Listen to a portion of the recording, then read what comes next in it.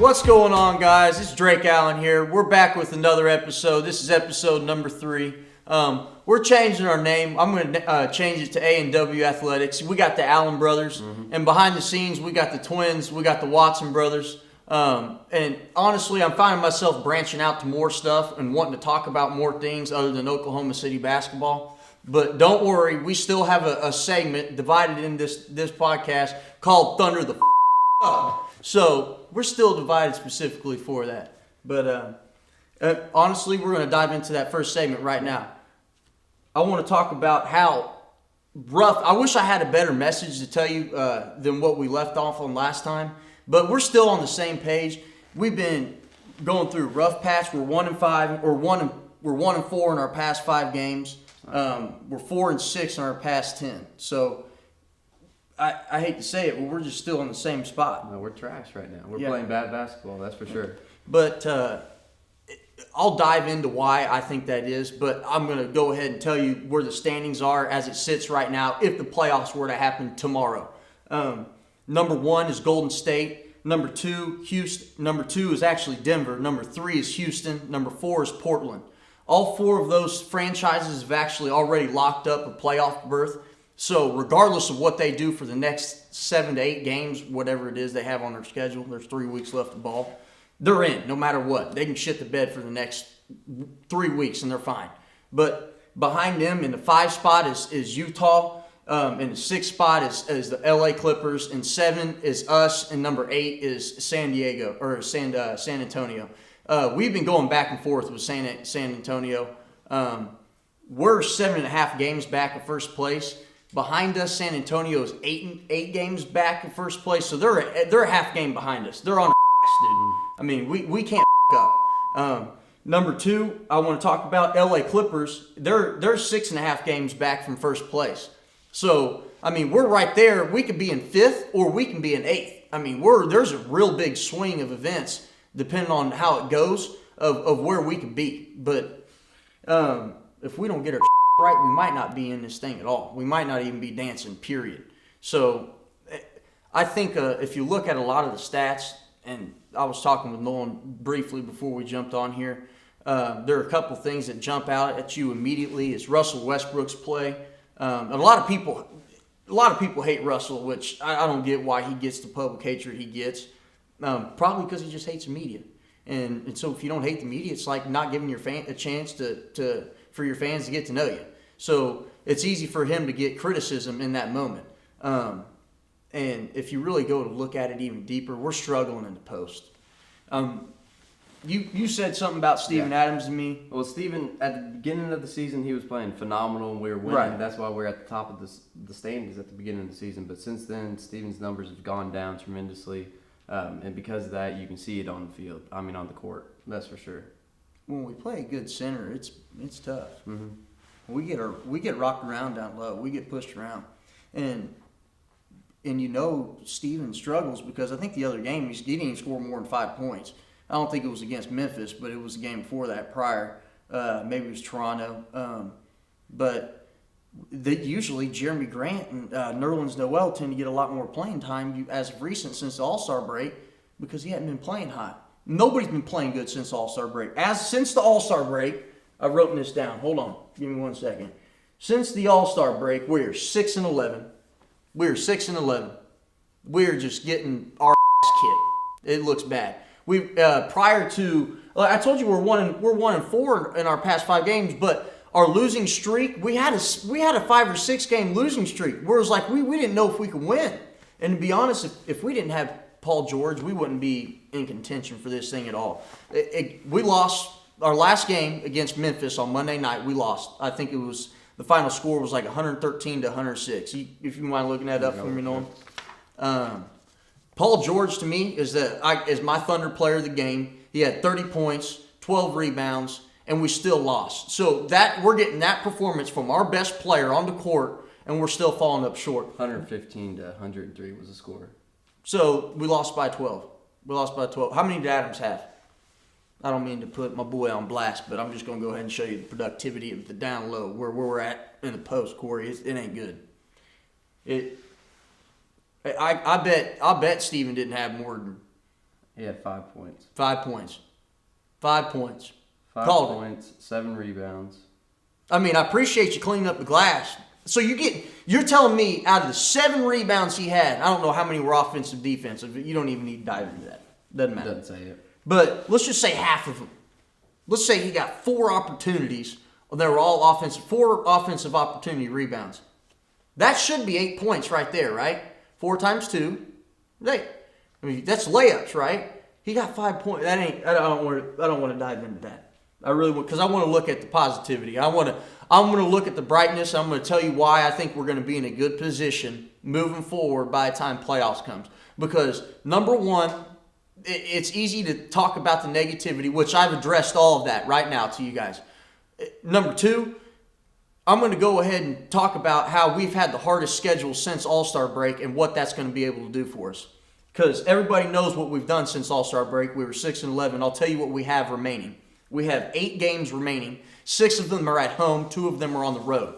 That's very beneficial to us because we're playing at home in front of an environment that's ready for a playoff berth and is wanting to clinch in a crowd that's excited for that, right? And so your 2 games that are on the road, I will go on to say this. This is the tough part. It's against Minnesota, which you know as we struggled in. We've lost them 3 times. Yes. 3 times. 3 times. We went to the game down in Oklahoma City where Nerlens Noel almost got baptized by Andrew Wiggins and he almost split his skull in 2. Thank goodness he was fine. Mm-hmm. Seriously. Thank goodness. The second game is our very last game of the season. It's at Milwaukee. I'd venture to say our boy Steven Adams would get his ass kicked against the Greek Freak, who's number 1 right now in the MVP race. That's the best center in the league, the best player in the league. But what I think so the rest of our schedule, I'm going to go down the list. We play Indiana at home, Denver at home, Dallas at home, Los Angeles Lakers at home, Detroit at home before we ever go on the road to Minnesota. Then we come back and play Houston, then we go to Milwaukee. So we got a handful of good teams left to play. We've got some good ball left to play, and we're going to play a lot of it at home. That's good news. So if we can get our stuff together and start establishing some consistency and rhythm going into it, and just try to play our best ball, because we've got 3 weeks left to do it. Obviously, we're not doing it right now. So we've got 3 weeks left to do it, and we've got a lot of home games to do it in front of guys who are going to be real supportive. I think we're looking to go to the Dallas game on March 31st because it's Dirk's final hoorah, and it's his last time he'll be here in OKC. So I think we'll probably go to the game. We'll get some footage. We're going to take some pictures, and we'll send you guys some of the fun we have. Yeah. We'll try and provide some insight. Yeah, see if we can do a couple of interviews with some people while we're there.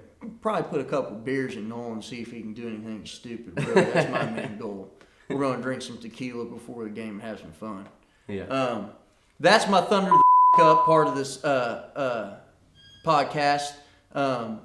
Let me know if you want anything else to be talked about in the segment. Let me know what you think about the Thunder. If y'all think if we could maybe add a better piece, I mean, give me your thoughts on the Thunder. Comment below. Let me know what you think.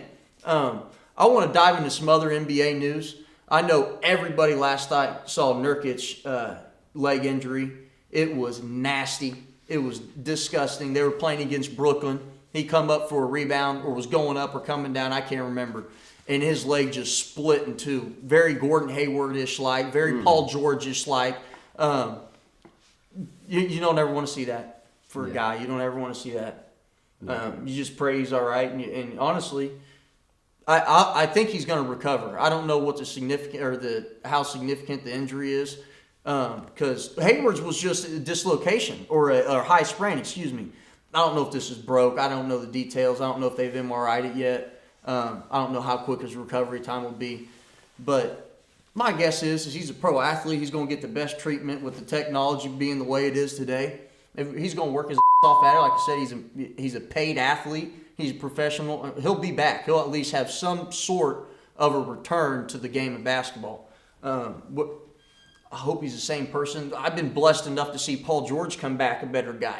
I remember when he went through what he went through going to pursue a gold medal. I think it was back in 2014 when he split his leg in an international game. Luckily, everybody knows his story. I don't need to dive into that. But he came back, changed his number from 24 to 13, ended up playing 1 or 2 more years with Indy, and came back to us here in Oklahoma City. And he's only progressed and is playing in his prime, and maybe he still has better yet to play. And he's gone through what Nurkic just went through, and you only hope things get better. I mean, you only hope that. Yeah, really. Pray for the best, prepare for the worst, right? Who else got injured Drew Holiday. last night? Mm-hmm. Drew Holiday? Yeah. Drew Holiday. What did you hear? His abs, he suffered a rupture in his abs, is out for the season. Well, I mean, I know he's out for the season, and he plays for the Pelicans, but that ain't going to affect nothing. They're done. Ever since that Anthony Davis deal. Oh, yeah. But, they've been done for a while. Yeah. I just knew there's another injury, and I couldn't remember who it was. I knew it was Drew Holiday, that's right. His abs. But you never want to see another guy like he's a baller. I know I think he's their best defensive player on the team. Mm-hmm. So obviously that they're going to have a void to fill there. And I'm not trying to trash the Pelicans, but they've obviously got some issues for themselves to fill. There's obviously already a situation with Anthony Davis that they've got going on. I mean, this Drew Holiday didn't make anything better when your best defender goes down the court. And I imagine he had some sort of productivity on the offensive end. I don't know his numbers. I do know he's the best defensive player for them on the court, as a guard at least. I do know that. What else was I going to? Oh, Kyrie. I wanted to talk about Kyrie. Kyrie's actually resting against his next game. It's against his ex-team, Cleveland. And I kind of want to just talk about this because they've obviously clinched. In resting players towards this right here, a lot of people feel different about it. And actually, the NBA's placed a policy in benching players for specifically rest when fans purchase tickets to go and watch them. So that happened 3 or 4 years ago, and specifically because of the San Antonio Spurs, because of what Greg Popovich did. He'd rest Tim Duncan, Manu Ginobili, Tony Parker. He'd rest them all, and he'd play his second and third string the whole game. And people would have a lot of blowback on the deal and complaints that they weren't seeing the players that they wanted to see because they're just intentionally resting them for future games because they've already clinched, which I get the franchises, but I get their thought process behind it. You want your best players playing their best ball at this best time, which is most significant in the playoffs. I completely understand that. But if we're having to talk about rest players in the middle of the season, then I think the season's too long. I think the season's probably 12 games too long. I think, and I don't mean to dive into baseball, but you don't need 162 regular season games to know who the best team is in baseball. You don't need 82 games in the regular season in the NBA to know who the best team is in basketball. Like, you could probably trim it by a dozen games and dive into the playoffs earlier than what you do, which is what they did back in the early 90s. It was still 82 games, but they dove in the playoffs earlier. They did. And the playoffs were also shorter, with 6-game series until the Western and Eastern Conference Finals, which is not how they do it now. But I thought that was pretty interesting. Also, something that's really cool that I was reading about was Rudy Gobert broke the regular season, single season dunks record with his 270th dunk. Obviously, there's 3 weeks to go, so he's only going to set that bar even higher and higher. Yeah, that's a lot of dunks. Yeah, that's a lot of dunks. Yeah, but that's pretty impressive when you start to think about his ability to score and how he throws it through the cylinder. So obviously, they just feed the beast. And that's the concept on them, is to feed the beast, and they're pretty dirty at it. They also got, I think Favors is on that team. They also got a couple other cats, Ricky Rubio. He's pretty good, and you got Devin Mitchell. So I mean, they're pretty damn good. I mean, I don't want to see them in the playoffs again because we played them in the first round last year, and I will kick their. Excuse me, Chad. You're gonna have to do some editing, but. I'm tired of Devin Mitchell. I'm tired of the way he's cocky. I'm tired of it. I mean, what can you say? He's a baller. I mean, he's a baller. And then how about Jason Kidd coming back into the league also? Jason Kidd didn't come back into the league. Jason Kidd, he's getting back involved. Yeah, well, he's trying to. Yeah. And I told everybody this on the last podcast. Luke Walton's going to get fired. And you know who's coming back, or he's trying to, is Jason Kidd. He's trying to make his way back in the league right now. What he did with Milwaukee, I don't know. I mean, he got fired from his last coaching job, was Milwaukee the Bucks, but he's obviously their number one candidate. They're shoving it down our throats in ESPN is they want Jason Kidd to be coach of the Lakers. That's who they want. And you know Luke Walton's out the fucking door. He's done. LeBron wants him gone. So whether it be Jason Kidd or somebody, he's obviously the front runner for it. The next thing I want to talk about is the NCAA tournament. Tar Heels, baby, you're still in it. That's who I got winning it all. I know Zion Williams looks good, but we're done with all that, dude. North Carolina's here to take the championship. They are. I hated to see Murray State go out because I like Ja Morant. I do. I hated to see him go out. In other news, my alumni fired their head basketball coach, Avery Johnson. But it's to be expected.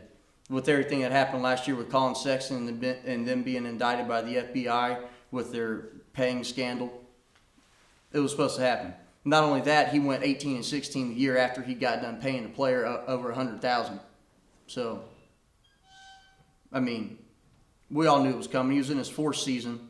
They didn't make the NCAA tournament. They made it one time, and the only time they did make it was the year he got indicted by the FBI. So everybody there was scratching over their heads. Everybody was calling for him on Twitter. He was done. He was getting eaten alive. He was done.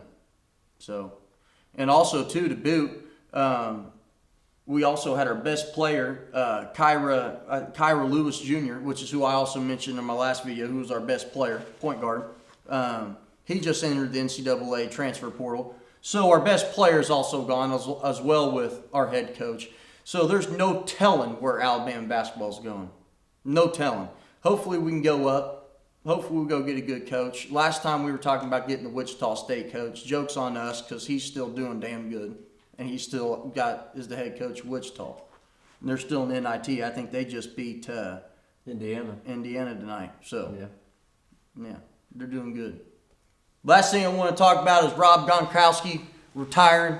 I think we'll see that son of a bitch in the WWE or partying somewhere. Bud Light will probably sponsor his. He's a five-star partier. I've never seen anybody partier like that, man. He's a stud. Blue chip. And he's got 2 blondes with him, at least, bare minimum.